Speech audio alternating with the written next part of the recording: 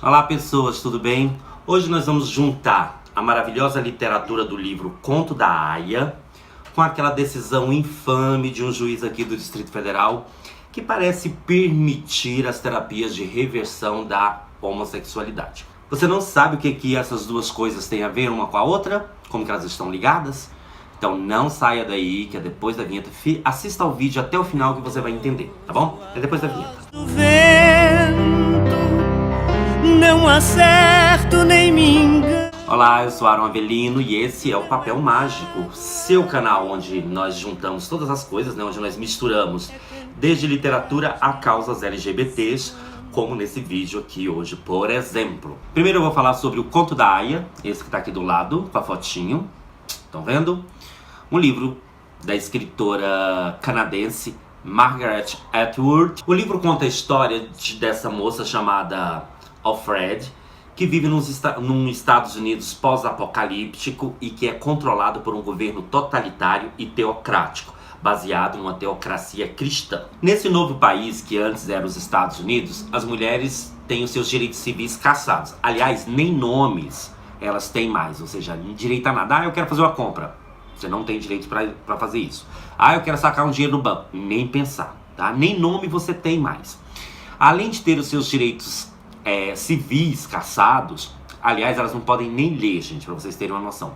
Essas mulheres são divididas em grupos. Aí você tem as Martas, as esposas, as salvadoras e as aias, que seria uma tradução como as servas. Por isso o nome do livro, Conto das Aias, o Conto da Aia. Em inglês ele tem um outro nome, The Handmaid's Tale, uma coisa assim, não sei se eu sei pronunciar isso, tá? Mas aqui no Brasil ficou o Conto da Aia por causa disso, por causa das aias. Cada um desses grupos de mulheres nessa nova sociedade tem uma função já bem definida. Então você tem aquelas que cuidam da casa, você tem aquelas que fazem alimentação, você tem aquelas que vigiam as outras mulheres e vocês têm as aias. Qual o papel das aias? O papel de reprodutoras. Então elas estão ali para serem estupradas pelos chefes daquele novo país e continuarem procriando para continuar manter a população daquela nova nação. Aí eles falam assim, mas por que só elas? Porque foram poucas as mulheres que ficaram férteis depois da crise que teve lá da guerra, espécie de guerra atômica que teve nos Estados Unidos. Então muitas mulheres se tornaram inférteis. As poucas que sobraram, elas são chamadas de aias. Por quê? Porque a função delas agora é apenas reproduzir, transar com os chefes da nação e reproduzirem. Essas mulheres, como eu disse para vocês, elas perdem totalmente a liberdade, perdem inclusive a sua identidade e são passadas de um comandante para o outro.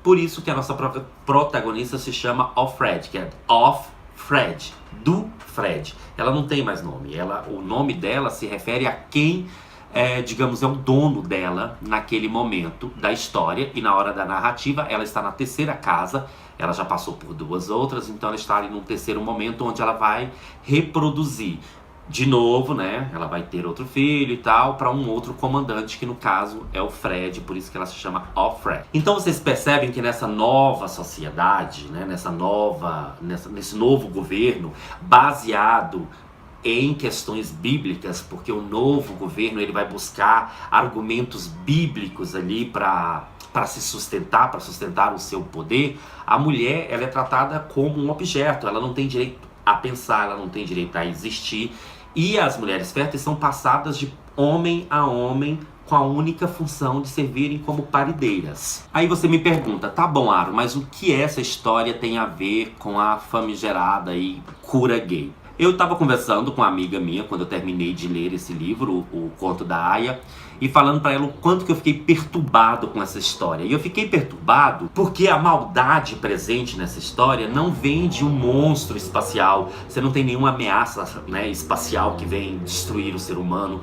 Você não tem nenhuma entidade sobrenatural que ameaça a liberdade, que ameaça a segurança das pessoas. Muito pelo contrário, o maior monstro, o maior responsável pelo sofrimento alheio nessa história é o próprio ser humano, que tem essa essa maldita mania de querer controlar a vida das pessoas e querer escravizar as pessoas. Principalmente querer que as pessoas ajam da maneira que eles acham que é o correto. A mania que o ser humano tem de exercer o poder sobre o outro. Por tudo isso, gente, O conto da Aya me parece uma história, eu falei para essa minha amiga, me parece uma história possível.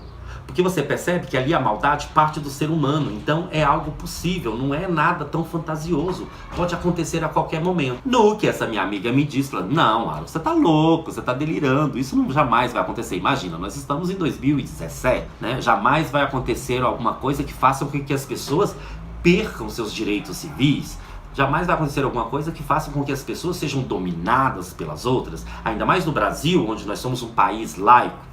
Laico na teoria, irmã. Porque o que a gente está vendo é justamente o contrário. Quando em pleno 2017, um juiz de um país teoricamente laico valida o pedido de uma senhora fanática religiosa, porque vocês sabem que esse lance aí da coisa da cura gay foi o pedido de uma psicóloga cristã, fundamentalista, que se sente no direito de dizer que a homossexualidade é sim uma doença, é sim uma patologia. E ela quer ter o direito de fazer experiências, que ela considera científicas, de reversão da condição e da orientação sexual das pessoas.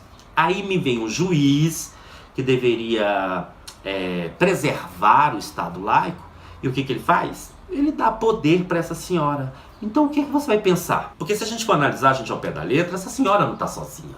Ela pertence a um grupo de fanáticos religiosos que estão subindo aí os degraus do poder aqui no Brasil e que tem em mente, que tem como objetivo caçar todos os direitos civis de grupos minoritários. No caso aqui, o foco está sendo os homossexuais.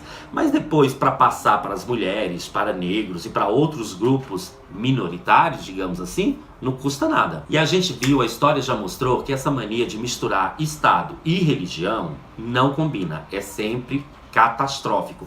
Nós vivemos essa realidade hoje. Se você observar alguns países islâmicos, por exemplo, a coisa lá é complicada. Por quê? Porque misturou religião com política. As mesmas pessoas que criticam os países de cultura islâmica que tem a Sharia são aqueles que querem implantar essa cultura religiosa aqui no Brasil também, como essa senhora que conseguiu essa liminar do juiz para fazer experiência com homossexuais. Então, assim como no livro da Margaret Atwood, as coisas não vêm de uma vez, elas vão aos poucos. Então eu vou tirando um direito aqui, outro direito ali, eu vou cesseando uma liberdade aqui, eu vou censurando uma coisa ali. Quando você menos espera, nós estamos censurando exposições artísticas, nós estamos perseguindo artistas, nós estamos perseguindo pessoas e, quiçás, nós não estaremos queimando pessoas em fogueira. Por quê? Porque as pessoas não se comportam ou não têm um comportamento de acordo com o que um grupo considera certo ou correto. Ninguém precisa ser muito esperto para perceber que o fanatismo religioso, ele produz pessoas perigosas e ele dá poder a pessoas perigosas. Porque as pessoas espertas, elas encontram na religião uma forma tranquila, bacana de controlar os outros e de adquirir poder. Então, é um terreno fértil para pessoas malucas e com ideias malucas. Portanto, cabe às pessoas civilizadas lutarem e brigarem para que o nosso Estado, para que o nosso país continue laico e para que essas coisas não aconteçam, para que a religião e a política não se misturem. E não é porque você ainda não está sendo atingido que você está livre disso. Porque, como eu falei, começa com um grupo, daqui a pouco outras pessoas também serão atingidas. Então, se você é uma pessoa consciente, uma pessoa civilizada, religioso ou não, não se deixe influenciar por ninguém. Vamos lutar para que a gente tenha direitos e liberdade de pensar pela própria cabeça, sem ser controlado por ninguém.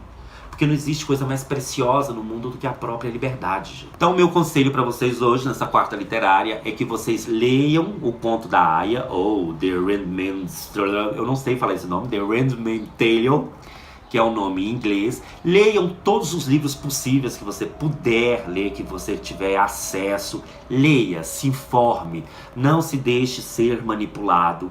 Porque as pessoas que estão no poder, gente, as pessoas que estão interessadas no poder, elas temem as pessoas que pensam.